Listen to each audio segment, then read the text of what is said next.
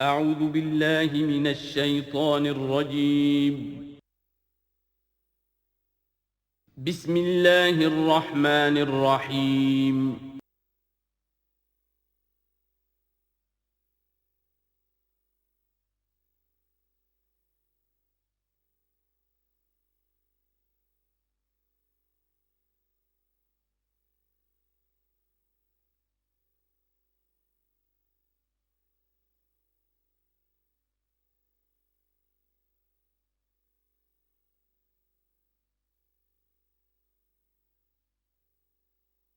بسم اللہ الرحمن الرحیم یا بنی اسرائیل اذکروا نعمتی التی انعمت علیکم وانی فضلتکم علی العالمین واتقوا یوما لا تجزی نفس عن نفس شیئا ولا يقبل منها شفاعة ولا یؤخذ منها عدل ولا هم ينصرون صدق اللہ العظیم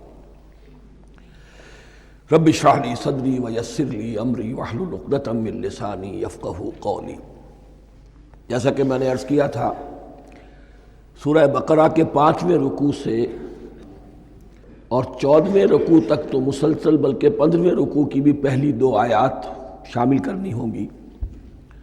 یہ 10 رکوعوں سے 2 آیات زائد ہیں کہ جن میں خطاب کل کا کل بنی اسرائیل سے ہے۔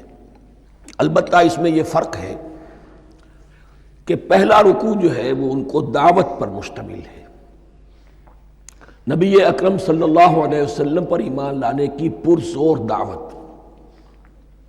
بقیہ یہ 9 رکوع جو ہیں یہ ان پر فرد قرارداد جرم ہے جو عائد کی جا رہی ہے۔ ہم نے تمہارے ساتھ یہ احسان و اکرام کیا، تم پر یہ فضل کیا، یہ کرم کیا، تمہیں یہ حیثیت دی، تمہیں یہ مقام دیا، تم نے اس طور سے اپنے اس مشن کی خلاف ورزی کی، اپنے مقام اور مرتبے کو چھوڑ کر اور دنیا پرستی اختیار کی۔ یہ جو 9 رکوع ہیں ان میں بنی اسرائیل کی تاریخ کا تو یوں سمجھیے کہ ایک بہت بڑا حصہ اور نمایاں اس کے فیچرز آئیں گے، لیکن یہ سمجھ لیجئے کہ اصل میں یہ امت مسلمہ کو بھی ایک پیشگی تنبیہ ہے کہ کوئی مسلمان امت جب بگڑتی ہے تو یہ چیزیں اس میں آ جاتی ہیں۔ چنانچہ احادیث موجود ہیں حضور کی، لَيَأْتِيَنَّ عَلَىٰ أُمَّتِي مَا أَتَىٰ عَلَىٰ بَنِي إِسْرَائِيلَ حَزْوَ النَّعْلِ بِالنَّعْلِ، میری امت پر بھی وہ سب حالات وارد ہوں گے جو بنی اسرائیل پر آئے، بالکل ایسے جیسے ایک جوتی دوسری جوتی سے مشابہ ہوتی ہے۔ ایک اور حدیث میں فرمایا لَتَتَّبِعُنَّ سُنَنَ مَنْ قَبْلِكُمْ، تم لازماً اپنے سے پہلوں کی پیروی کرو گے۔ اور اس میں اس حد تک بھی آپ نے وضاحت کر دی کہ اگر وہ سابق امت مسلمہ، سابق امت، اگر وہ گوہ کے بل میں گھسی تھی تم بھی گھسو گے، اور اگر ان میں کوئی بدبخت ایسا اٹھا جس نے اپنی ماں سے زنا کیا تو تم میں سے بھی کوئی شقی ایسا ضرور اٹھے گا جو یہ حرکت کرے گا۔ اس اعتبار سے ان رکوعوں کو پڑھتے ہوئے یہ نہ سمجھیے یہ اگلوں کی داستان ہے، پچھلوں کی کہانیاں ہیں، نہیں۔ خوش طرح باشد کے سر دل براں، گفت آیت در حدیث دیگراں، یہ ہمارے لیے ایک آئینہ ہے اور ہمیں ہر مرحلے پر سوچنا ہوگا، دروں بینی کرنی ہوگی، انٹروسپیکشن، کہ کہیں اسی گمراہی میں ہم مبتلا تو نہیں۔ دیکھتے جائیے گا۔ دوسرا نقطہ پہلے سے یہ سمجھ لیجئے، یہ جو 2 آیتیں میں نے 6 رکوع کی تلاوت کی ہیں، بعین ہی یہی 2 آیتیں 15ویں رکوع میں آئیں گی، اور اس کو یوں سمجھیے کہ یہ 2 بریکٹس ہیں۔ 9 رکوعوں کا مضمون ان 2 بریکٹس کے درمیان ہے۔ یہ 2 آیتیں یہاں سے بریکٹ شروع ہو رہی ہیں، وہ 2 آیتیں ان پر بریکٹ ختم ہو رہی ہیں، بعین ہی وہی آیات۔ ایک آیت میں تو شوشے کا بھی فرق نہیں، دوسری آیت میں صرف ترتیب بدلی ہے، مضمون وہی ہے۔ اس کے مابین جو کچھ ہے، اس سے باہر یہ جو 5واں رکوع تھا، اس کے مضامین گویا کہ ضرب کھا رہے ہیں بریکٹ کے اندر کے سارے مضامین سے۔ یہ حساب کا بہت ہی عام فہم سا قاعدہ ہے، بریکٹ کے باہر کوئی رقم لکھی ہوئی ہے جس کے بعد کوئی زبر، کوئی جمع یا تفریق اگر نہیں ہے تو وہ ضرب کھائے گی، بریکٹ کے اندر جتنی بھی ویلیوز ہیں ان کے ساتھ ضرب کھائے گی۔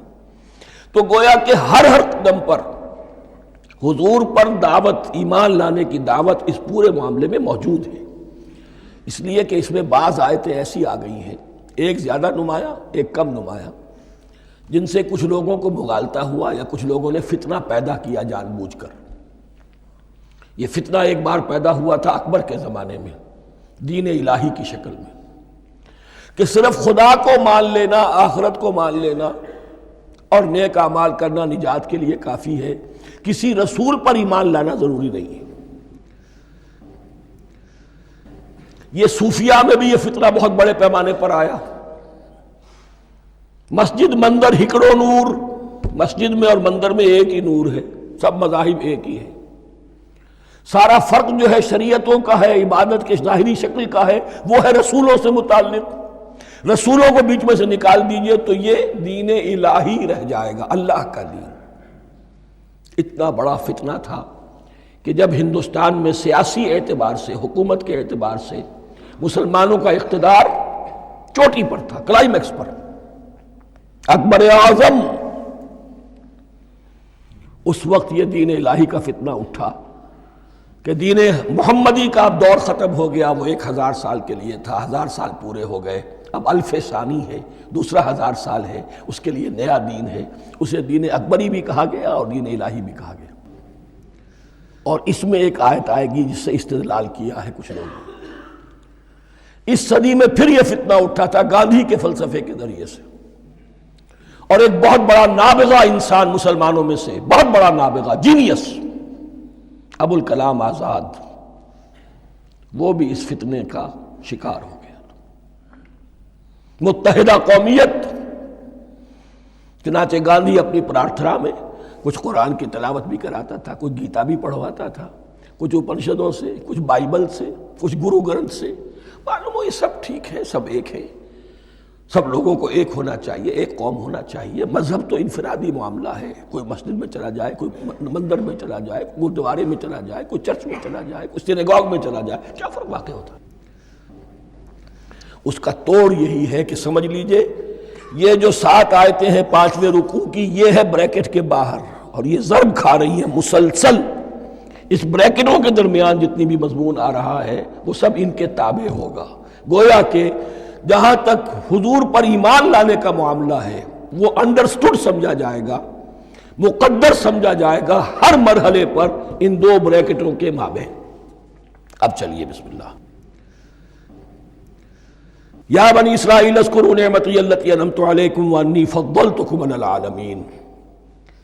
اے اسرائیل کی اولاد، یاد کرو میرے اس انعام کو جو تم پر ہوا، اس کی وضاحت میں کر چکا ہوں، لیکن یہاں جو الفاظ آ رہے ہیں بہت زوردار۔ وَأَنِّي فَضَّلْتُكُمْ عَلَى الْعَالَمِينَ، میں نے تمہیں فضیلت عطا کی تمام جہانوں پر۔ یہاں ایک قاعدہ نوٹ کر لیجئے، عربی نحو کا قاعدہ یہ ہے کہ کہیں ظرف جس میں کوئی شے ہے، ظرف کی جمع لے لیتے ہیں، مراد ہوتا ہے مظروف، ظرف کے اندر جو شے ہے اس کی جمع۔ تمام جہانوں پر فضیلت، کیا فرشتوں پر بھی فضیلت؟ نہیں، جہان والوں پر، تمام اقوام عالم پر تمہیں فضیلت عطا کی، یہ مطلب ہے اس کا۔ تمام عالموں پر، تمام جہانوں پر، یعنی تمام جہان والوں پر، اس انسان عالم انسانیت کے اندر جتنے بھی مختلف گروہ ہیں، نسلیں ہیں، طبقات ہیں، ان میں فضیلت۔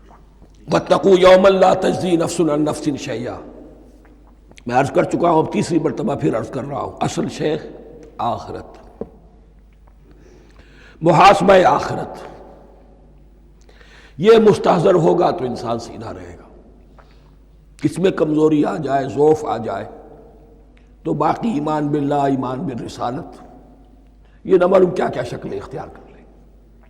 دیکھیے اس آیت کے اندر 4 اعتبارات سے محاسبہ آخرت کا زور ہے۔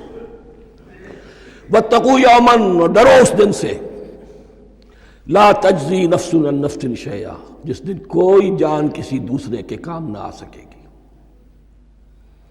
ولا يقبل منها شفاعہ، اور نہ کسی سے کوئی سفارش یا شفاعت قبول کی جائے گی، کیٹیگوریکل ڈینائل، ولا يؤخذ منها عدل، نہ کسی سے فدیہ قبول کیا جائے گا، ولا هم ينصرون، اور نہ انہیں کوئی مدد مل سکے گی۔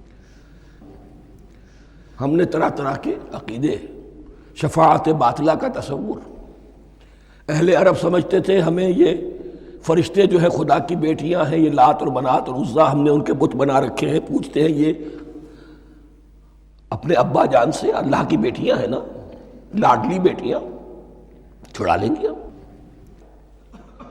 ہمارے ہاں بھی تصور ہے اولیاء اللہ چھڑا لیں گے۔ یا شفاعت باطلہ، خود حضور کی شفاعت کے بارے میں جو غلط تصورات ہیں، ایک شفاعت حقہ ہے، اس کی وضاحت کا یہ موقع نہیں ہے، وہ آیت الکرسی پہ جب ہم پہنچیں گے انشاءاللہ تعالیٰ اسی سورہ مبارکہ میں تو اس کی وضاحت بھی ہوگی۔ یہ سارے جو ہم نے جو گھڑ رکھے ہیں خیالات، ان کی نفی اس آیت کے حوالے سے کی۔ وَاتَّقُوا يَوْمًا لَا تَجْزِي نَفْسٌ عَن نَفْسٍ شَيْئًا، کوئی انسان دوسرے انسان کے کام نہیں آ سکتا۔ وَلَا يُقْبَلُ مِنْهَا شَفَاعَةٌ، کسی جان کی طرف سے کوئی سفارش قبول نہیں ہوگی۔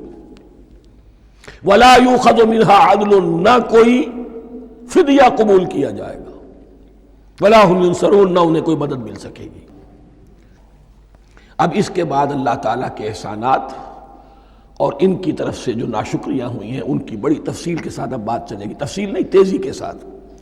یہ واقعات کئی 100 برس کے ہیں، لیکن ایک تو یہ کہ ان کی تفاصیل مکی صورتوں میں آ گئی ہیں، سب سے زیادہ سورہ اعراف میں ملیں گی، اور بھی کئی صورتوں میں آپ کو مل جائیں گی۔ یہاں پر تو پے بپے، جیسے کہ ایک قرارداد جرم کسی پر کی جاتی ہے تو اس میں سب گنوائے جاتے ہیں، تم نے یہ کیا، یہ کیا، یہ کیا۔ وَإِذْ نَجَّيْنَاكُم مِّنْ آلِ فِرْعَوْنَ، اور ذرا یاد کرو جب کہ ہم نے تمہیں نجات دی تھی فرعون کی قوم سے۔ يَسُومُونَكُمْ سُوءَ الْعَذَابِ، وہ تمہیں بدترین عذاب میں مبتلا کیے ہوئے تھے۔ يُذَبِّحُونَ أَبْنَاءَكُمْ وَيَسْتَحْيُونَ نِسَاءَكُمْ، تمہارے بیٹوں کو ذبح کر ڈالتے تھے اور تمہاری عورتوں کو زندہ رکھتے تھے۔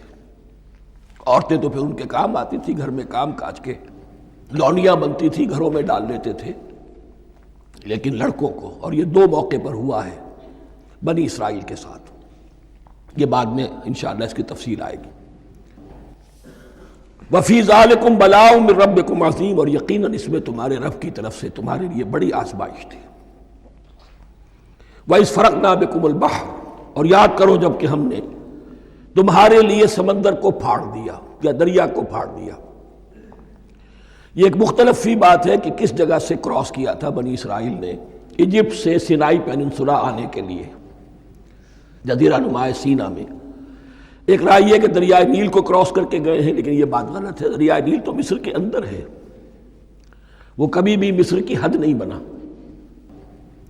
کسی کی رائے یہ ہے کہ جو خلیج سویز ہے، بحر قلزم جو ہے، ریڈ سی، وہ اوپر جا کر 2 کھاڑیوں میں تبدیل ہو جاتا ہے، خلیج عقبہ مشرق کی طرف اور خلیج سویس مغرب کی طرف، اور ان کے درمیان میں یہ سینائی پیننسولا جو ہے یہ تکون ہے، جیسے ہندوستان بھارت تکون ہے ایسے یہ پیننسولا ہے، انڈین پیننسولا، سینائی پیننسولا۔ اور یہ سویس کینال تو بعد میں بنی ہے، خلیج سویس اور میڈیٹرینین بحیرہ روم کے درمیان یہ کچھ چھوٹی چھوٹی، اگرچہ چھوٹی تھی سمندر کے لحاظ سے، بہت بڑی بڑی جھیلیں تھیں، اور ان جھیلوں ہی کو پھر جوڑ جوڑ کر درمیان میں جو خشکی تھی اس کو کاٹ کر سویس کینال بنائی گئی ہے۔ تو اب تو یہ ایک مسلسل ایک رابطہ ہے، لیکن معلوم ہوتا ہے کہ یا تو خلیج سویس کو کراس کیا ہے حضرت موسیٰ علیہ السلام نے، اور یہی میری رائے زیادہ یہی ہے، اس لیے کہ کوہ طور جو ہے وہ اس پیننسولا کی ٹپ پر ہے، نیچے ہے یہاں، جہاں پر ان کا قیام رہا، اور جہاں پھر حضرت موسیٰ کو 40 دن کے لیے کوہ طور پر بلا کر اور پھر انہیں تورات دی گئی ہے۔ تو معلوم ہوتا ہے کہ جو خلیج سویز ہے اسے کراس کیا ہے۔ کراس کس طرح کیا ہے کہ حضرت موسیٰ کے عصا کی ایک ضرب سے سمندر پھٹ گیا۔ فَكَانَ كُلُّ فِرْقٍ كَالطَّوْدِ الْعَظِيمِ، دونوں طرف چٹانوں کے مانند پہاڑ کی طرح جو ہے وہ سمندر کھڑا ہو گیا، اس کے راستے سے یہ نکل گئے۔ اور پھر جب فرعون اور اپنا لشکر لے کر جب آیا ہے، اس نے سوچا ہم بھی نکل جائیں، وہ غرق ہو گئے، اس لیے کہ دونوں طرف کا پانی آپس میں مل گیا۔ یہ تھی کیفیت، اور معجزانہ کیفیت تھی، یہ کوئی فطرت کے یا نیچر کے اصول کے مطابق بات نہیں تھی، اور میں عرض کر چکا ہوں، آپ کو بتا چکا ہوں معجزہ کسے کہتے ہیں۔ وَإِذْ فَرَقْنَا بِكُمُ الْبَحْرَ فَأَنْجَيْنَاكُمْ، جب ہم نے تمہارے لیے یا تمہارے ساتھ سمندر کو پھاڑ دیا تمہارے لیے، تمہارے گزرگاہ بنانے کے لیے، تو تمہیں تو نجات دے دی۔ وَأَغْرَقْنَا آلَ فِرْعَوْنَ وَأَنْتُمْ تَنظُرُونَ، اور تمہاری نگاہوں کے سامنے فرعون کے لاؤ لشکر کو غرق کیا، تم دیکھ رہے تھے، یہ گزر چکے تھے، اس ساحل پر کھڑے ہیں، ادھر سے یہ داخل ہوئے ہیں اور پانی دونوں طرف سے آ کر مل گیا اور یہ غرق ہو گئے۔ وَإِذْ وَعَدْنَا مُوسَىٰ 40 لَيْلَةً، اور یاد کرو پھر جب کوہ طور پر ہم نے موسیٰ کو 40 دن کے لیے بلایا۔ ثُمَّ اتَّخَذْتُمُ الْعِجْلَ، ان کی غیر حاضری میں تم نے بچھڑے کی پرستی شروع کر دی، اسے معبود بنا لیا، من بعدہ، اس کی غیر موجودگی میں، وَأَنْتُمْ ظَالِمُونَ، تم بہت بڑا ظلم تھا جس کا ارتکاب کیا۔ ان الشرک لظلم عظیم، عظیم ترین ظلم جو ہے وہ شرک ہے، اور شرک جلی کی یہ شکل کہ بچڑے کو پوج رہے۔ ثم عفونا عنکم من بعد ذلک، پھر ہم نے تمہیں اس کے بعد بھی معاف کیا، یہ ہمارا کرم رہا ہے، ہماری رحمت رہی۔ من بعد ذلک لعلکم تشکرون، تاکہ تم شکر کرو۔ وَإِذْ آتَيْنَا مُوسَى الْكِتَابَ وَالْفُرْقَانَ لَعَلَّكُمْ تَهْتَدُونَ، اور یاد کرو جب کہ ہم نے موسیٰ کو کتاب اور فرقان عطا فرمائی۔ یہ فرقان حق اور باطل کے درمیان فرق کر دینے والی چیز، اور کتاب عام طور پر جو آتا ہے وہ شریعت کے لیے آتا ہے، شریعت بھی دی، کتاب بھی دی، اور فرقان بھی دیا، لعلکم تہتدون، تاکہ تم ہدایت پاؤ۔ وَإِذْ قَالَ مُوسَىٰ لِقَوْمِهِ، اور یاد کرو جب کہ کہا تھا موسیٰ نے اپنی قوم سے، یا قوم انکم ظلمتم انفسکم باتخاذکم العجل، اے میری قوم کے لوگو، یقیناً تم نے اپنے اوپر بڑا ظلم کیا ہے بچڑے کو معبود بنا کر۔ فَتُوبُوا إِلَىٰ بَارِئِكُمْ، پس توبہ کرو اپنے پروردگار، اپنے خالق کی جناب میں۔ باری، باری اللہ تعالیٰ ہے، باری۔ فَاقْتُلُوا أَنفُسَكُمْ، تو قتل کرو اپنے آپ کو۔ یہ چیز جو ہے تورات میں تفصیل سے آئی ہے، قرآن میں نہیں ہے۔ اسی اعتبار سے میں نے آپ کو بتایا تھا کہ تورات کا مطالعہ اس اعتبار سے مفید ہے کہ بہت سے واقعات کا قرآن میں ذکر ہے، اجمالاً اشارہ ہے، اس کی تفصیل کے لیے ہمیں تورات سے رجوع کرنا پڑتا ہے، ورنہ یہ کہ اس آیت کا صحیح مفہوم واضح نہیں ہوگا۔ فَاقْتُلُوا أَنفُسَكُمْ، اپنے آپ کو قتل کرو، کیا مانی؟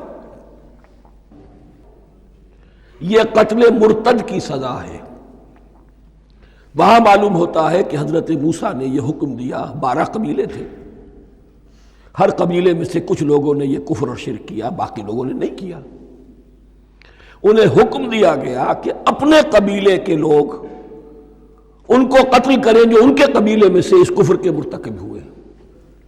انفسکم سے مراد یہ اپنے قبیلے کے لوگوں کو تم قتل کرو، اس لیے کہ قبائلی زندگی جو ہوتی ہے آپ کو معلوم ہے، اس میں کوئی اور قبیلہ ہاتھ لگا دے تو قبائلی عصبیت بھڑک اٹھے گی۔ 70,000 یہودی قتل ہوئے، اس سے بڑی توبہ اور ممکن نہیں، اس سے بڑا پرج، کسی بھی آئیڈیالوجیکل پارٹی کے اندر پرج بہت ضروری ہوتا ہے۔ کچھ لوگ آ گئے ایک نظریے کو قبول کر کے، رفتہ رفتہ نظریہ اوجل ہو گیا، کچھ مفادات، کچھ چودراہٹیں یہ مقدم ہو گئی، اسی سے جماعتیں خراب ہوتی ہیں، غلط راستے پہ پڑ جاتی ہیں، تحریکیں بھٹک جاتی ہیں۔ تو آئیڈیالوجیکل پارٹیز، نظریاتی جماعتیں پرج کرتی رہتی ہیں کہ جو بھی ہمارے نظریے سے ہٹ گئے اب ان کو ہم کاٹ کر علیحدہ کر۔ یہی سے قتل مرتد، تو یہ چیز حدیث میں ہے یا پھر قرآن میں یہاں ہے۔ اس حوالے سے جو لوگ ہمارے ہاں بعض علماء بھی ہیں، جدید دانشور ہیں، جو قتل مرتد کی جو حد ہے اسلام میں اس کو تسلیم نہیں کرتے، لیکن میرے نزدیک یہ شریعت موسوی کا تسلسل ہے کہ شریعت موسوی کی جس شے کو بدلا نہ گیا ہو، جس کے بارے میں صراحتاً یہ معلوم نہ ہو کہ یہ شے تبدیل کر دی گئی، تو وہ شریعت محمدی کا جز بن گئی۔ زنا پر رجم کا معاملہ بھی یہی ہے۔ قرآن مجید میں رجم کی صریح آیت کوئی موجود نہیں ہے، حدیث میں ہے۔ قرآن مجید میں مرتد کے قتل کے لیے کوئی آیت موجود نہیں ہے، حدیث میں ہے، سنت میں ہے، اور دونوں کی کا جو منبع ہے وہ اصل میں تورات ہے۔ تو اس بات کو اچھی طرح نقل کر لیجئے۔ یہ جگہ اکثر لوگ جو ہیں یہاں بہت سرسری طور سے گزر جاتے ہیں، یہ بہت اہم ہے۔ اور اس کے لیے تورات کی طرف رجوع کیجئے، 70,000 6 لاکھ کل تھے جب یہ مصر سے نکلے ہیں، 6 لاکھ تھے۔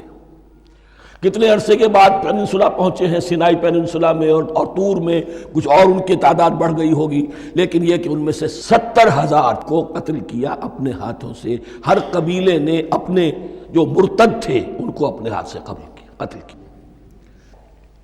فَتُوبُوا إِلَىٰ بَارِئِكُمْ فَاقْتُلُوا أَنفُسَكُمْ ذَٰلِكُمْ خَيْرٌ لَكُمْ عِندَ بَارِئِكُمْ، یہی تمہارے لیے تمہارے رب کے نزدیک بہتر بات ہے۔ فَتَابَ عَلَيْكُمْ، تو اللہ نے تمہاری توبہ قبول کر لی۔ توبہ قبول کس طرح ہوئی؟ یہ تزکیہ ہوا ہے امت کا کہ ان میں سے جن لوگوں نے اتنی بڑی غلط حرکت کی ہے ان کو کاٹ کر، ذبح کر کے، ان کو قتل کر کے پھینک دیا۔ انہ هو التواب الرحیم، یقیناً وہ تو ہے ہی بہت توبہ کا قبول فرمانے والا اور بہت رحم فرمانے والا۔ وَإِذْ قُلْتُمْ يَا مُوسَىٰ لَن نُّؤْمِنَ لَكَ حَتَّىٰ نَرَى اللَّهَ جَهْرَةً، ایک اور واقعہ ان کی تاریخ کا۔ اور یاد کرو جب کہ تم نے کہا تھا اے موسیٰ ہم تو تمہاری بات نہیں مانیں گے۔ ایمان کے بعد جب لام کا حرف آئے تو اس کے معنی صرف تصدیق کے ہوتے ہیں۔ لن نؤمن لک، ہم آپ کی بات کی تصدیق نہیں کریں گے، حتیٰ نری اللہ جہرتاً، جب تک کہ ہم دیکھ نہ لیں اللہ کو عیاناً۔ ہمیں کیا پتا اللہ نے یہ کتاب دی آپ کو، آپ تو لے کر آ گئے، ہمارے سامنے تو پتھر کی کچھ تختیاں ہیں، اس پہ کچھ لکھا ہوا، کس نے لکھا ہمیں کیا پتا۔ اب دیکھیے ایک حضرت موسیٰ کی خواہش تھی رب ارنی انظر الیک، وہ کچھ اور شے تھی۔ یہ تخریبی ذہن ہے جو یہ کہہ رہا ہے کہ ہم بھی چاہتے ہیں کہ اللہ کو اپنی آنکھوں سے دیکھیں اور معلوم ہو کہ واقعی اس نے یہ کتاب آپ کو دی ہے۔ فَأَخَذَتْكُمُ الصَّاعِقَةُ، تو تمہیں آ پکڑا ایک بہت بڑی کڑک نے، ایک بہت بڑی کڑک ہوئی اور سب کے سب مردہ ہو گئے۔ وَأَنْتُمْ تَنظُرُونَ، تمہارے دیکھتے دیکھتے ایک کڑک نے تمہیں آ لیا۔ ثُمَّ بَعَثْنَاكُمْ مِنْ بَعْدِ مَوْتِكُمْ، پھر ہم نے تمہیں دوبارہ اٹھایا تمہاری موت کے بعد۔ بعض لوگ اس کی یہ تعویل کر رہے ہیں کہ یہ موت نہیں تھی بلکہ بے ہوش ہو گئے تھے، یعنی جو بھی کڑک تھی اس کی وجہ سے سب کے سب بے ہوش ہو کے گر گئے۔ لیکن میرے نزدیک یہاں تعویل کی ضرورت نہیں، بعث بعد الموت اللہ کے لیے کوئی مشکل نہیں۔ ہم الفاظ کو خواب کا کو ان کے اصل جو مفہوم ہے جو کہ صاف ہے، صریح ہے، اس سے خواب کا کاہے کے لیے موڑ کر لے کر جائیں۔ ثم بعثناکم من بعد موتکم لعلکم تشکرون، تاکہ تم شکر کرو۔ وظللنا علیکم الغمام وانزلنا علیکم المن والسلوى، اور ہم نے تم پر ابر کا سایہ کیا۔ اب 6 لاکھ کا قافلہ چل رہا ہے، سینائی پیننسولا، صحرا، کوئی اونٹ نہیں، کوئی سایہ نہیں، دق و دق، دھوپ کی تپش۔ تو اللہ کا فضل ہوا کہ ایک سائے کی طرح ابر جو ہے ان کے ساتھ ساتھ جہاں جہاں وہ جا رہے ہیں وہ ابر ان پر سایہ کیے ہوئے۔ وَأَنزَلْنَا عَلَيْكُمُ الْمَنَّ وَالسَّلْوَىٰ، کھانے کو کچھ نہیں، تو من اور سلوہ نازل کیے گئے۔ من ایسے اترتا تھا رات کے وقت کہ جیسے شبنم کے قطرے ہوتے ہیں، لیکن وہ ہوتا تھا کسی ایسی چیز کا جس میں شیرینی تھی، اور پھر وہ زمین پر آ کر جم کر وہ ایک گویا کے دانہ بن جاتے تھے، یہ ان کا اناج ہو گیا۔ کاربوہائیڈریٹ سپلائی اس سے ہو گئی، من سے۔ اور سلوہ ایک خاص قسم کا پرندہ بٹیر کی شکل کا جو بے پناہ بڑی تعداد میں ان کے بڑے بڑے جھنڈ آتے تھے شام کے وقت، اور وہ ان کے ڈیرا جہاں ہوتا تھا اس کے گرد وہ اتر آتے تھے، اور رات کی تاریکی میں یہ آسانی سے ان کو پکڑتے تھے، ان کو کھاتے تھے بھون کر، اور یہ ان کی پروٹین ہو گئی۔ پوری غذا جو ہے اللہ تعالیٰ نے ان کو فراہم کر دی۔ وَأَنزَلْنَا عَلَيْكُمُ الْمَنَّ وَالسَّلْوَىٰ كُلُوا مِن طَيِّبَاتِ مَا رَزَقْنَاكُمْ، کھاؤ ان پاکیزہ چیزوں کو جو ہم نے تمہیں عطا کی ہیں۔ وَمَا ظَلَمُونَا، ہم نے تو ان پر کوئی ظلم نہیں کیا۔ وَلَٰكِن كَانُوا أَنفُسَهُمْ يَظْلِمُونَ، لیکن وہ خود ہی اپنے اوپر ظلم ڈھاتے رہے، ہر قدم پر نافرمانی اور ناشکری۔ اس کی بھی ناشکری آگے آ جائے گی چل کر، من و سلوہ سے بھی ناشکری کی انہوں نے۔ وَإِذْ قُلْنَا ادْخُلُوا هَٰذِهِ الْقَرْيَةَ فَكُلُوا مِنْهَا حَيْثُ شِئْتُمْ رَغَدًا وَادْخُلُوا الْبَابَ سُجَّدًا وَقُولُوا حِطَّةٌ نَغْفِرْ لَكُمْ خَطَايَاكُمْ، اور یاد کرو جب کہ ہم نے تم سے کہا تھا اس شہر میں داخل ہو جاؤ اور پھر کھاؤ اس میں سے بافراغت جہاں سے چاہو جو چاہو، لیکن دیکھنا دروازے میں داخل ہونا جھک کر اور کہتے رہنا مغفرت مغفرت مغفرت، ہم تمہاری خطاؤں سے درگزر فرمائیں گے۔ اس آیت کو سمجھنے کے لیے ذرا تاریخی بات سمجھ لیجئے۔ صحرائے سینا میں آنے کے بعد اور یہ جو کتاب تورات انہیں مل گئی تھی، اس کے بعد حضرت موسیٰ علیہ السلام کے ہی زمانے میں انہیں جہاد اور قتال کا حکم ہوا۔ اس سے پوری قوم نے انکار کر دیا، یہ سورہ مائدہ میں آئے گا۔ اس پر اللہ تعالیٰ نے ایک سزا مسلط کر دی ان پر کہ 40 برس تک اسی صحرا میں بھٹکتے پھریں گے۔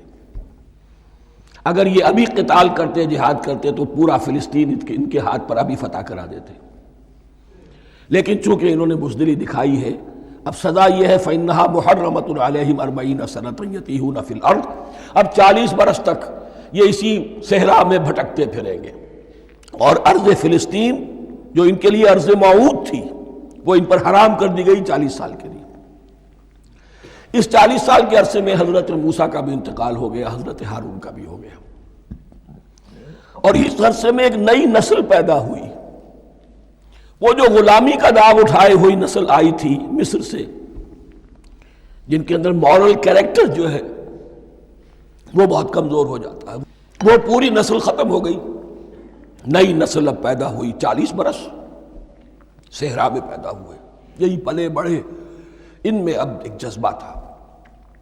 حضرت موسیٰ کے پھر جو خلیفہ تھے یوشع ابن نون، جوشوا، تورات میں ان کا نام جوشوا ہے، یوشع، ان کی سرکردگی میں اب بنی اسرائیل کی اس نئی نسل نے قتال کیا، جنگ کی، اور پہلا شہر جو فتح ہوا وہ اریحا۔ آج بھی وہ شہر جو ہے جیریکو جو آپ دیکھتے ہیں خبروں کے اندر آتا ہے بار بار، اریحا اس کا پرانا نام ہے، یہ شہر فتح ہوا۔ اس فتح کی بات کا تذکرہ ہو رہا ہے۔ یاد کرو جب کہ ہم نے تم سے کہا تھا اس بستی میں، اس شہر میں داخل ہو جاؤ فاتحانہ، اور پھر جو کچھ یہاں ہے، جو نعمتیں ہیں، ان سے متمتع ہو، کھاؤ پیو، لیکن داخل ہونا سجدہ کرتے ہوئے، مراد کیا؟ جھک کر، یعنی ایسا نہ ہو کہ تکبر کی وجہ سے تمہاری گردنیں اکڑ جائیں، گردنیں جھکا کر اللہ کا احسان مانو، یہ نہ سمجھو کہ یہ فتح تم نے حاصل کی۔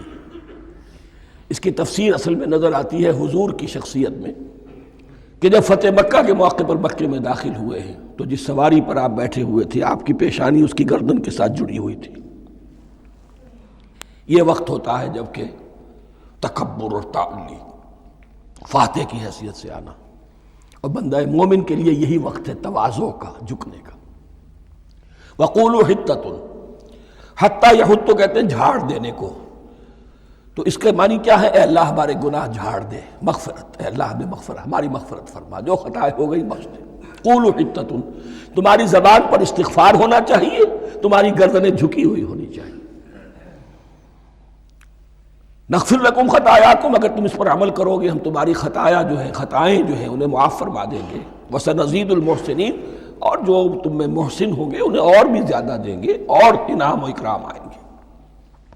فبدل الذین ظلموا قولا غیر الذی قیل لہم، تو ان میں سے جو ظالم تھے، جو بد کردار تھے، انہوں نے بدل دیا، ایک اور قول اختیار کر لیا اس قول کی جگہ جو انہیں کہا گیا تھا حتہ حتہ، انہوں نے کہنا شروع کیا ہنتا ہنتا، ہمیں تو گیہوں چاہیے۔ یہ بعد میں ابھی آ جائے گا اگلے رکوع کے اندر، کہ من و سلوہ سے ان کی طبیعتیں بھر گئی تھی، ایک ہی چیز کھا کے۔ اب وہ کہہ رہے تھے کوئی چیز ہمیں جو ہے زمین کی روئیدگی میں سے، پیداوار میں سے، تو وہ ان کے زبان پر انہوں نے مذاق اڑاتے ہوئے گویا کہ حضرت موسیٰ علیہ السلام کے ذریعے سے حکم ملا ہے، استہزاء کر رہے ہیں، حتۃ کی بجائے حنتۃ۔ فانزلنا علی الذین ظلموا رجزا من السماء بما كانوا یفسقون، تو جن لوگوں نے یہ حرکت کی تھی ان پر ہم نے آسمان سے ایک بہت بڑا عذاب نازل کیا۔ تورات سے معلوم ہوتا ہے کہ پلیگ آئی، اور جنہوں نے یہ حرکت کی تھی وہ سب کے سب ہلاک ہو گئے یریکو کے اندر، بما كانوا یفسقون، بسبب اس نافرمانی کے جو انہوں نے کی۔ وَإِذِ اسْتَسْقَىٰ مُوسَىٰ لِقَوْمِهِ فَقُلْنَا اضْرِب بِّعَصَاكَ الْحَجَرَ، اب یہ پھر صحرائے سینا کا واقعات آ رہے ہیں، ان میں ترتیب زمانی نہیں ہے۔ اور یہاں کی فتح جو ہے حضرت موسیٰ کے بعد ہے، لیکن اب یہاں پہ پھر ابھی وہ جو صحرائے تیہ میں جب بھٹک رہے تھے پھر اس کا ذکر ہے۔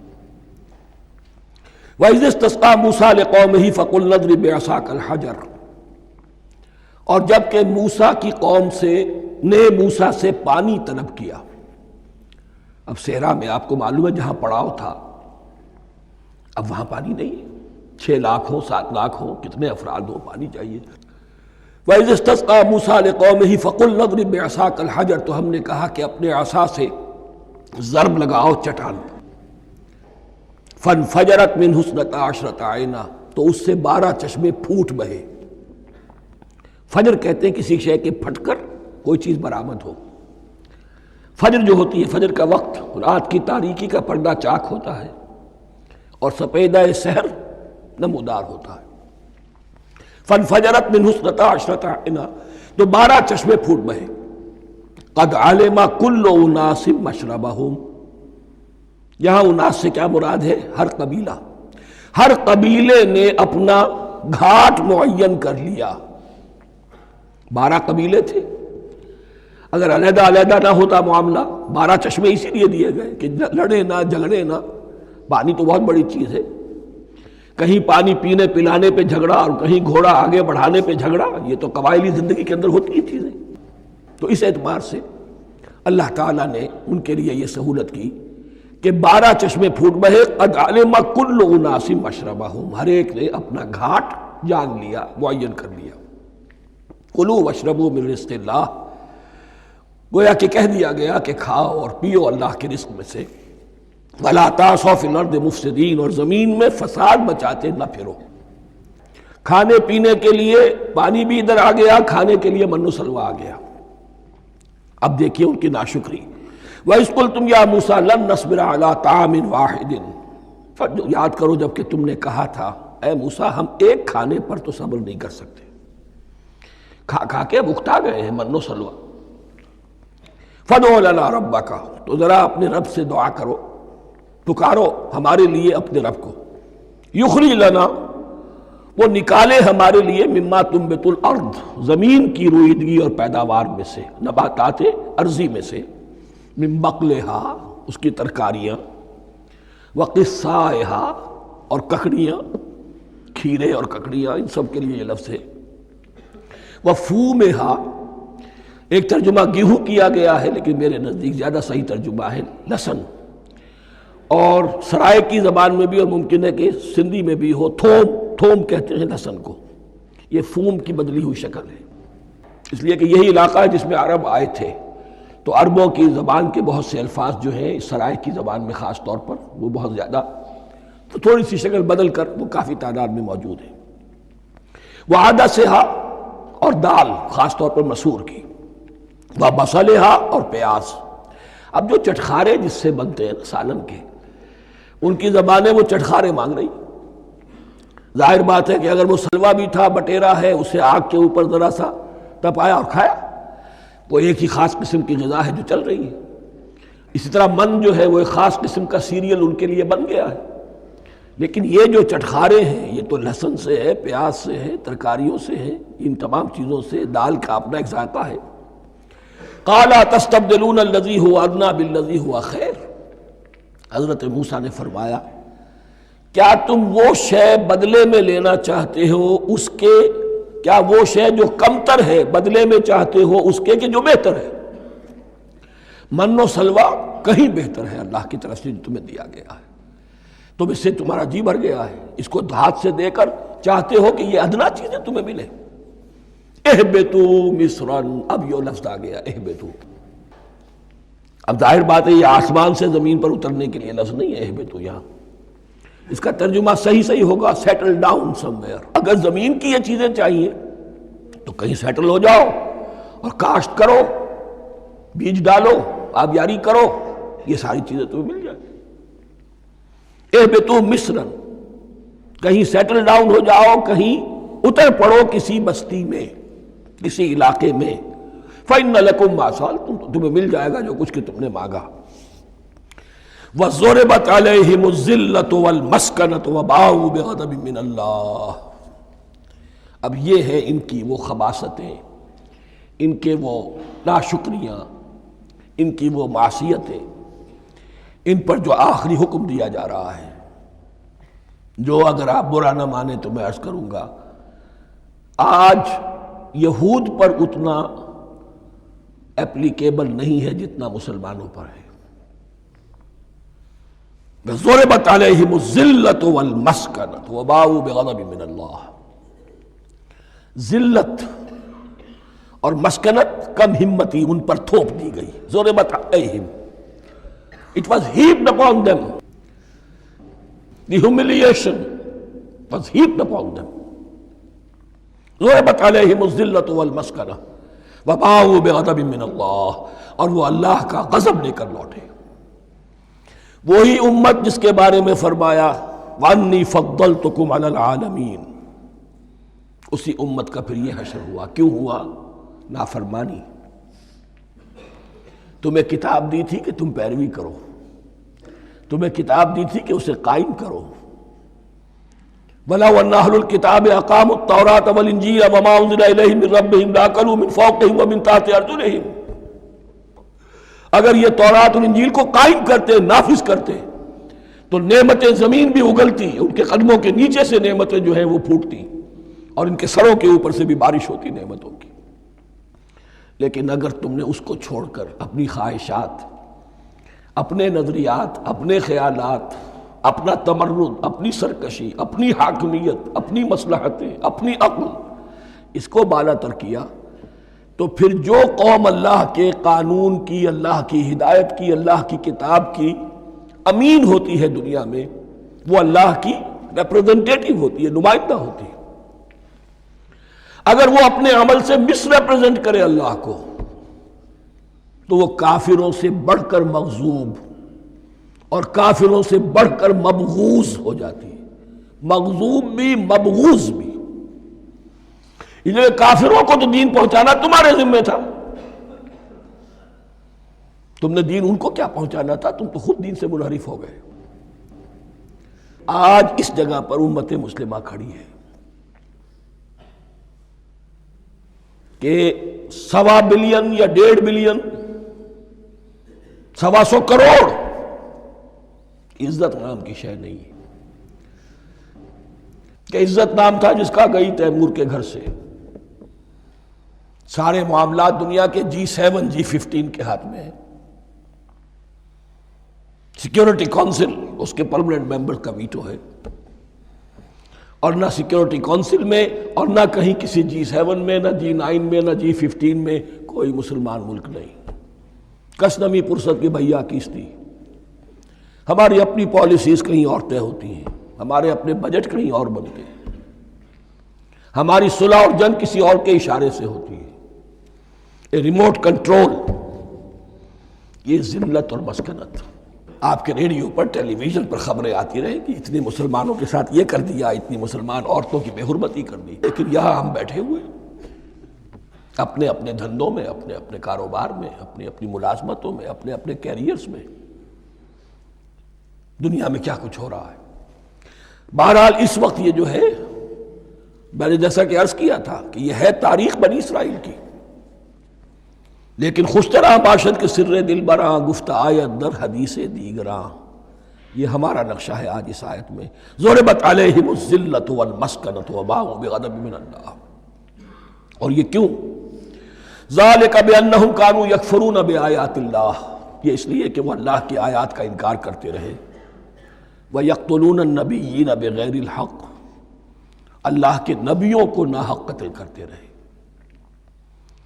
ہمارے ہاں بھی مجددین امت میں سے کتنے ہیں جو جیلوں میں ڈالے گئے، جن کو ایسی ایسی مار پڑی ہے کہ کہا جاتا ہے کہ ہاتھی کو بھی وہ مار پڑتی تو برداشت نہ کرتا۔ احمد ابن حنبل کے ساتھ کیا ہوا؟ ابو حنیفہ جیل میں انتقال کیا، امام مالک کے کندھے کھینچ دیے گئے، اتار دیے گئے، منہ کالا کر کے اور اونٹ پر بٹھا کر پھرایا گیا۔ امام دار الہجرہ شیخ احمد سرہندی جیل میں رہے، سید احمد بریلوی اور ان کے ساتھیوں کو خود مسلمانوں نے تہہ تیغ کیا ہے۔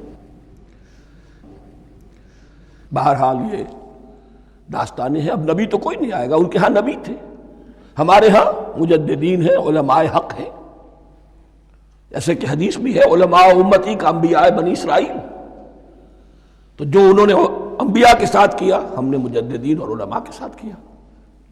ذالک بما عصوا وکانوا یعتدون، اور یہ ہوا ان کی نافرمانیوں کی وجہ سے اور حد سے تجاوز کرنے کی وجہ سے۔ اللہ تعالیٰ تو ظالم نہیں ہے، اللہ نے تو اونچا مقام دیا تھا، ہمیں بھی خیر امت قرار دیا، کنتم خیر امت اخرجت للناس تأمرون بالمعروف وتنہون عن المنکر وتؤمنون باللہ۔ اب اگر ہم نے وہ اپنا مشن چھوڑ دیا تو ذلت اور مسکنت وہ ہمارا مقدر بن گئی۔ اللہ کا قانون اور اللہ کا عدل بے لاگ ہے، وہ فرام امہ ٹو امہ چینج نہیں ہوتا۔ سنت اللہ جو ہے لن تجد لسنت اللہ تحویلا ولن تجد لسنت اللہ تبدیلا، اللہ کی سنت بدلتی نہیں۔ بنی اسرائیل کا جو حشر ہوا آج وہ ہمارا ہو رہا ہے۔ بہرحال اس پر میری جو کتاب ہے سابق اور موجودہ مسلمان امتوں کا ماضی حال اور مستقبل، اس کا مطالعہ کیجیے۔ اب آ گئی وہ آیت کہ جس سے استدلال کیا گیا ہے کہ ایمان بالرسالت نجات کے لیے ضروری نہیں ہے۔ ان الذین آمنوا والذین ہادوا والنصارى والصابئین من آمن باللہ والیوم الآخر وعمل صالحا فلہم اجرہم عند ربہم ولا خوف علیہم ولا ہم یحزنون۔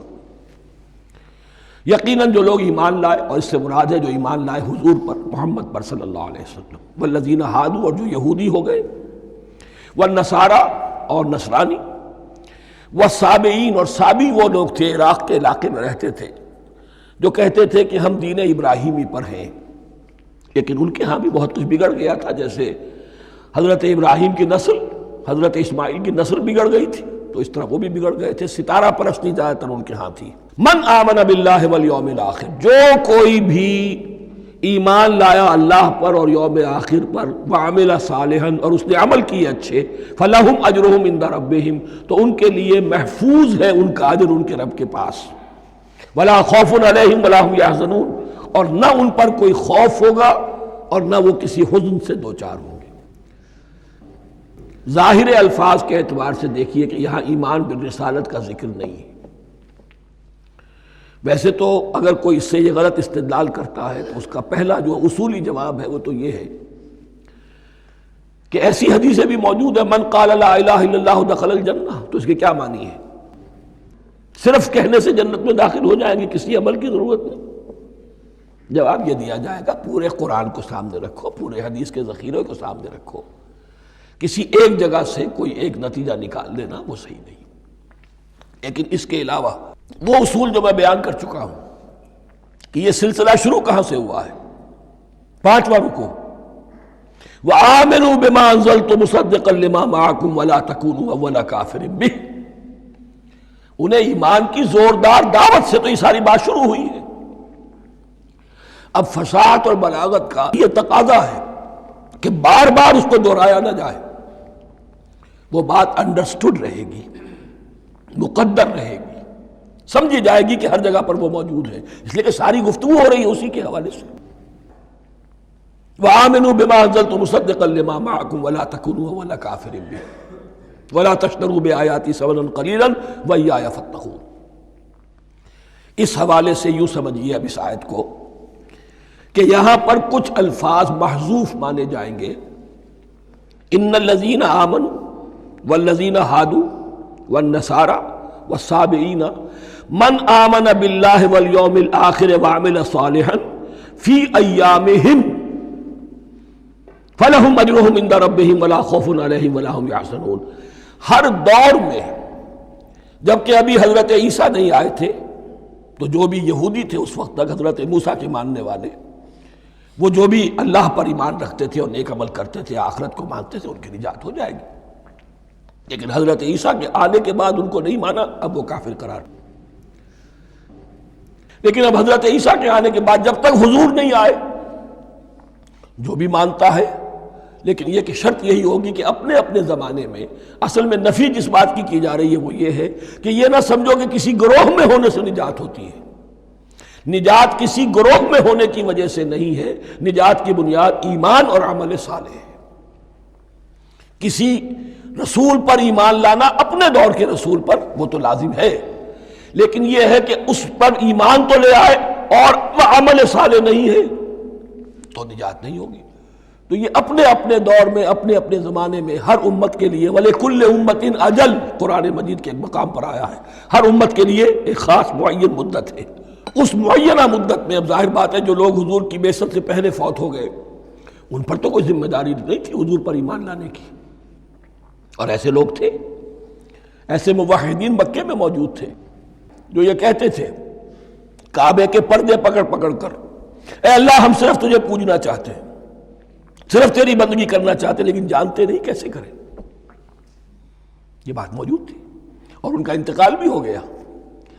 یہ زید، سعید ابن زید، سعید جو حضرت عمر کے بہنوئی تھے اور وہ عشرہ مبشرہ میں سے ہیں، ان کی اہلیہ حضرت فاطمہ بنت خطاب، ان دونوں کے ایمان کو اللہ نے ذریعہ بنایا حضرت عمر کے ایمان کا، اور یہ والد تھے سعید کے زید، وہ یہ کہتے ہوئے دنیا سے چلے گئے حضور کی ابھی بعثت ہی نہیں ہوئی تھی، اے اللہ میں صرف تیری بندگی کرنا چاہتا ہوں، کیسے کروں یہ نہیں جانتا۔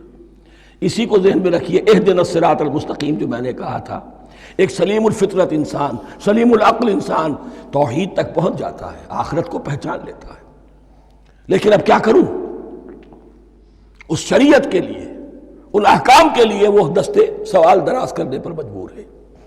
الحمدللہ رب العالمین الرحمن الرحیم مالک یوم الدین ایاک نعبد و ایاک نستعین اہدنا الصراط المستقیم۔ اسی صراط المستقیم کی دعا کا یہ جواب اب آئے گا، شروع ہوگا سورہ بقرہ سے، یہ کرو یہ نہ کرو، یہ فرض ہے، یہ تم پر لازم کیا گیا، یہ چیز حرام کی گئی، وغیرہ وغیرہ۔ ان الذين آمنوا والذين هادوا والنصارى والصابئين من آمن بالله واليوم الآخر وعمل صالحا، اور محذوف الفاظ فی ازمنتہم، اپنے اپنے زمانے میں، یا فی ایامہم، فلہم اجرہم عند ربہم ولا خوف علیہم ولا هم یحزنون۔ وَإِذْ أَخَذْنَا مِیثَاقَکُمْ وَرَفَعْنَا فَوْقَکُمُ الطُّورَ، اور ذرا یاد کرو جب کہ ہم نے تم سے عہد لیا، قول و قرار لیا، اور تمہارے اوپر اٹھا دیا طور کو، پہاڑ کو۔ جب تورات دی گئی تو اس وقت ایک کیفیت معجزانہ طور پر ایسی پیدا کی گئی، ان کے اوپر ایک رعب ڈالنے کے لیے اور خشیت قلب میں پیدا کرنے کے لیے کوہ طور اٹھا کر معلق کر دیا گیا۔ اس وقت کہا گیا خذوا ما آتیناکم بقوۃ، تو اس قول و قرار کے وقت ایک معجزے کی شکل یہ ہوئی تھی۔ وَإِذْ أَخَذْنَا مِیثَاقَکُمْ وَرَفَعْنَا فَوْقَکُمُ الطُّورَ خُذُوا مَا آتَیْنَاکُمْ بِقُوَّةٍ وَاذْکُرُوا مَا فِیہِ لَعَلَّکُمْ تَتَّقُونَ، پکڑو اس کو مضبوطی کے ساتھ جو ہم نے تمہیں دیا ہے، اس حدیث، اس کتاب کو، تورات کو، اس شریعت کو، ان احکام کو۔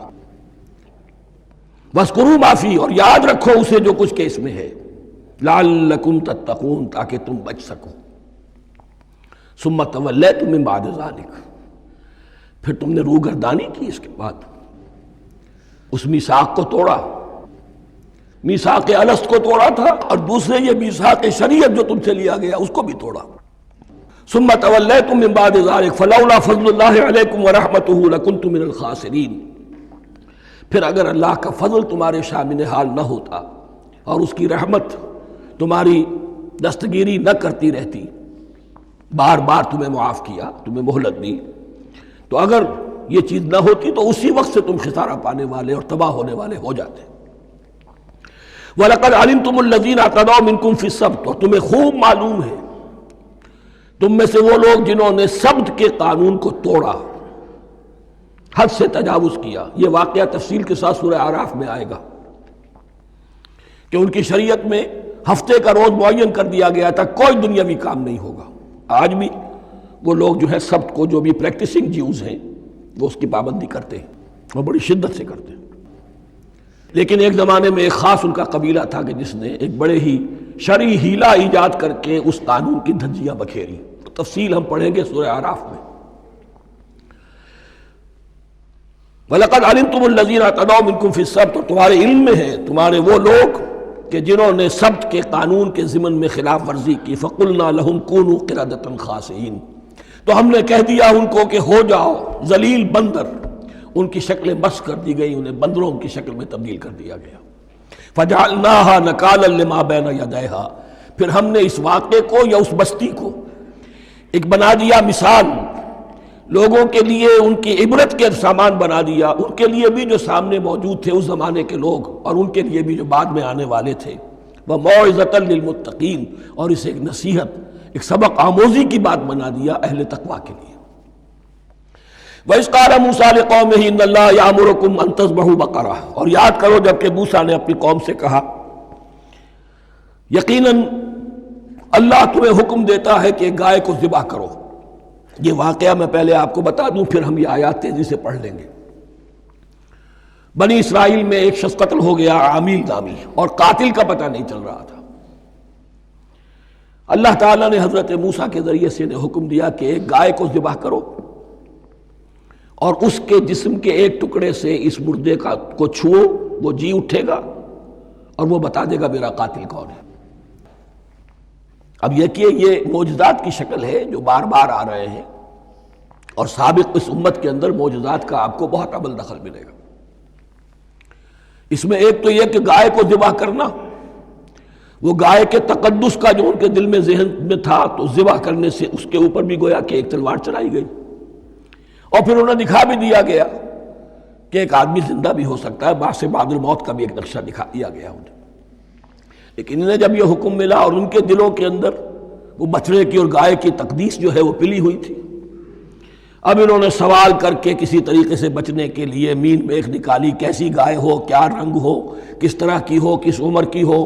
بالآخر یہ کہ جب ہر طرف سے گھیراؤ ان کا ہو گیا اور سب چیزیں جو ہیں ان کے سامنے واضح کر دی گئیں، تب انہوں نے یوں سمجھیے چاروں ناچار بادل ناخواستہ اس حکم پر عمل کیا۔ بس اب ترجمہ کر لیجئے۔ وَإِذْ قَالَ مُوسَىٰ لِقَوْمِهِ إِنَّ اللَّهَ يَأْمُرُكُمْ أَن تَذْبَحُوا بَقَرَةً، اور یاد کرو جب کہ موسیٰ نے کہا اپنی قوم سے کہ اللہ حکم دیتا ہے تمہیں کہ ایک گائے کو ذبح کرو۔ قَالُوا أَتَتَّخِذُنَا هُزُوًا، انہوں نے کہا کیا آپ ہمارے ساتھ کوئی ٹھٹھا کر رہے ہیں، مذاق اڑا رہے ہیں، یہ کیا بات آپ کہہ رہے ہیں؟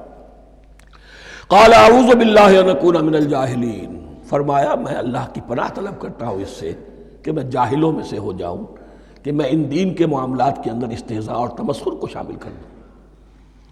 قالوا ادع لنا ربك يبين لنا ما هي، اب انہوں نے کہا اچھا ایسی بات ہے تو ذرا اپنے رب سے دعا کیجئے کہ وہ ہم پر واضح کر دے کہ وہ کیسی ہو۔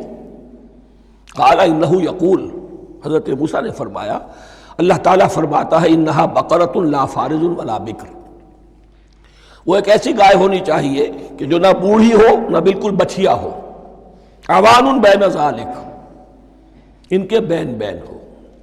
فَفَعَلُوا مَا تُؤْمَرُونَ، تو اب کر گزرو جو تمہیں حکم دیا گیا۔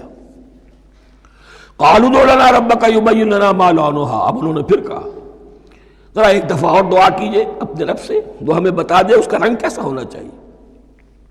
قَالَ إِنَّهُ يَقُولُ إِنَّهَا بَقَرَةٌ صَفْرَاءُ فَاقِعٌ لَوْنُهَا تَسُرُّ النَّاظِرِينَ، فرمایا اللہ فرماتا ہے کہ وہ گائے ایسی ہونی چاہیے زرد رنگ، شوخ رنگ، شوخ زرد رنگ کی، چمکیلی، جو دیکھنے والوں کو خوب اچھی لگے، پسند آئے، دل میں کھپ جانے والی۔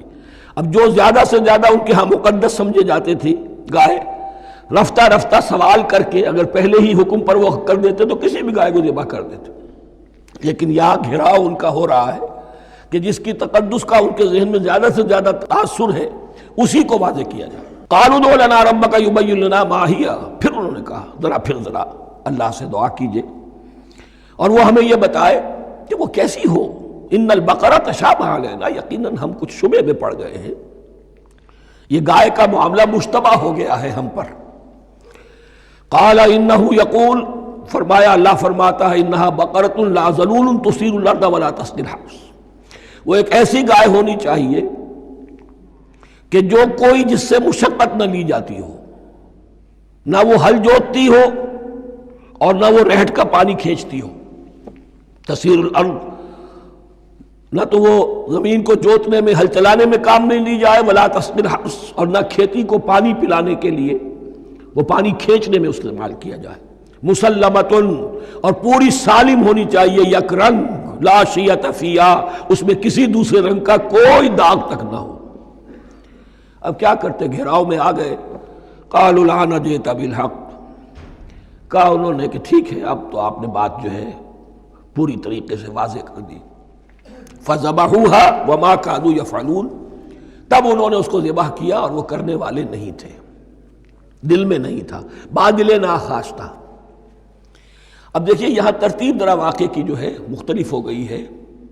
جو اس ذبح بقرہ کا سبب تھا وہ بعد میں بیان ہو رہا ہے۔ تورات میں چونکہ واقعات کو اس طریقے سے بیان کیا ہے لہذا وہاں ترتیب دوسری ہے۔ وَإِذْ قَتَلْتُمْ نَفْسًا فَادَّارَأْتُمْ فِيهَا، اور یاد کرو جب کہ تم نے ایک جان کو قتل کیا تھا اور اس کا الزام تم ایک دوسرے پر لگا رہے تھے، یعنی کسی کا پتہ نہیں چل رہا تھا قاتل کون ہے۔ وَاللَّهُ مُخْرِجٌ مَا كُنتُمْ تَكْتُمُونَ، اور اللہ تعالیٰ فیصلہ کر چکا تھا کہ جو کچھ تم چھپا رہے ہو اسے نکال کر رہے گا، واضح کرے گا۔ فَقُلْ اضْرِبُوهُ بِبَعْضِهَا، تو ہم نے حکم دیا کہ اس کی لاش کو اس گائے کے ایک ٹکڑے سے، اس کے جسم کے ایک حصے سے ضرب لگاؤ۔ كَذَلِكَ يُحْيِي اللَّهُ الْمَوْتَىٰ، اور دیکھو اس طریقے سے اللہ مردوں کو زندہ کر دے گا۔ تھوڑی دیر کے لیے وہ زندہ ہوا اور اس نے اپنے قاتل کا نام بتا دیا۔ وَيُرِيكُمْ آيَاتِهِ لَعَلَّكُمْ تَعْقِلُونَ، اور وہ تمہیں دکھاتا ہے اپنی آیات تاکہ تم عقل سے کام لو۔ اب جو الفاظ آ رہے ہیں بہت سخت ہیں، بہت سخت ہیں، لیکن ان کو پڑھتے ہوئے درون بینی ضرور کیجیے گا، اپنے اندر جھانکیے گا۔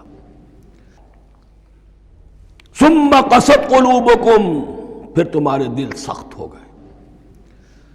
جب دین میں ہیلے بہانے نکالے جانے لگے اور ہیلوں بہانوں کے ذریعے سے شریعت کے احکام سے بچا جائے، اللہ کو دھوکہ دینے کی کوشش کی جائے، اس کا جو نتیجہ نکلتا ہے وہ دل کی سختی ہے۔ ثم قست قلوبکم، پھر تمہارے دل سخت ہو گئے۔ فہی کالحجارۃ او اشد قسوہ، تو وہ تو اب پتھروں کے مانند ہیں بلکہ سختی میں ان سے بھی زیادہ شدید ہے۔ یہ ویسے بھی فصاحت اور بلاغت کا بھی بڑا ایک عمدہ مقام ہے قرآن کا۔ وَإِنَّ مِنَ الْحِجَارَةِ لَمَا يَتَفَجَّرُ مِنْهُ الْأَنْهَارُ، پتھروں میں سے تو ایسے بھی ہوتے ہیں جن میں سے چشمے پھوٹ بہتے ہیں۔ وَإِنَّ مِنْهَا لَمَا يَشَقَّقُ فَيَخْرُجُ مِنْهُ الْمَاءُ، اور ایسے بھی ہیں جو شق ہو جاتے ہیں، پتھر چٹانیں، ان میں سے پانی برآمد ہو جاتا ہے۔ وَإِنَّ مِنْهَا لَمَا يَهْبِطُ مِنْ خَشْيَةِ اللَّهِ، اور ان میں وہ بھی ہوتے ہیں جو اللہ کے خوف سے گر پڑتے ہیں۔ وَمَا اللَّهُ بِغَافِلٍ عَمَّا تَعْمَلُونَ، اور اللہ تعالیٰ غافل نہیں ہے اس سے کہ جو تم کر رہے ہو۔ یہ کیفیت جو ہے ثم قست قلوبکم فہی کالحجارۃ او اشد قسوہ، ہے کون؟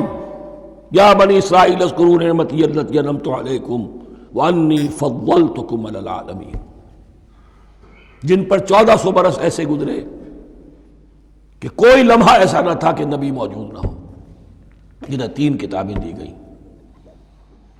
لیکن یہ کہ اپنی بدعملی، عقائد میں بھی مین بیخ کر کے اپنے آپ کو بچانے کے راستے نکال لینا، اعمال میں بھی ہیلوں کے ذریعے سے، کتاب الحیل کے ذریعے سے اپنے آپ کو ذمہ داریوں سے مبرہ کر لینا، اس کا نتیجہ پھر یہ نکلتا ہے۔ اللہ تعالیٰ مجھے اور آپ کو اس انجام بد سے بچائے۔ بارک اللہ لی ولکم فی القرآن العظیم ونفعنی وإیاکم بالآیات والذکر الحکیم۔